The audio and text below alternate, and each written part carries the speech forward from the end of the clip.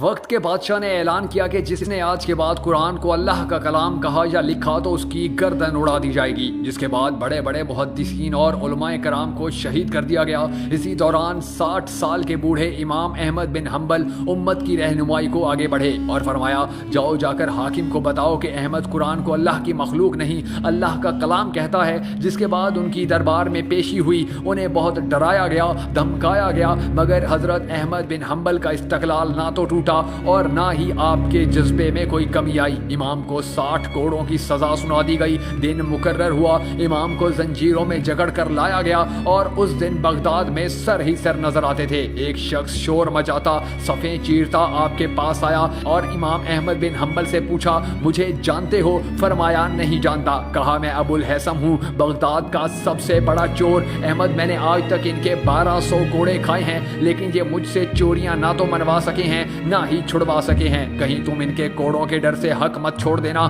کیونکہ اگر میں نے چوریاں چھوڑ دی ہوتی تو میرے بچے بھوک سے مر جاتے، لیکن اگر تم نے حق چھپایا تو یاد رکھنا پوری امت برباد ہو جائے گی۔ یہ سننا تھا کہ امام غش کھا کر گر پڑے، ہوش آیا تو دربار میں تھے اور حبشی کوڑے برسا رہا تھا۔ اب تک آپ کو 30 کوڑے لگ چکے تھے۔ حکمران نے پوچھا، امام کہیے کیسے حالات ہیں؟ آپ نے فرمایا، میں مر تو سکتا ہوں لیکن محمد مصطفیٰ صلی اللہ علیہ وآلہ وسلم کے دین میں رتی برابر تبدیلی برداشت نہیں کر سکتا۔ جس کے بعد پھر سے کوڑے برسنا شروع ہو گئے۔ ایک وزیر کو ترس آیا، قریب آ کر کہا، ایک مرتبہ میرے کان میں چپکے سے کہہ دیجئے، قرآن کلام نہیں مخلوق ہے، میں بادشاہ سے آپ کی سفارش کر دوں گا۔ امام نے فرمایا، تو میرے کان میں کہہ دے قرآن مخلوق نہیں اللہ کا کلام ہے تو قیامت میں رب سے میں تیری سفارش کروں گا۔ آپ نے کئی ماہ قید و بند اور کوڑوں کی سختیاں جھیلیں، آخر تنگ آ کر حکومت نے آپ کو رہا کر دیا۔ اس آزمائش کے بعد 21 سال تک آپ زندہ رہے اور خلق خدا کو فیض پہنچاتے رہے، کوڑوں کی تکلیف آخری عمر تک محسوس کرتے رہے،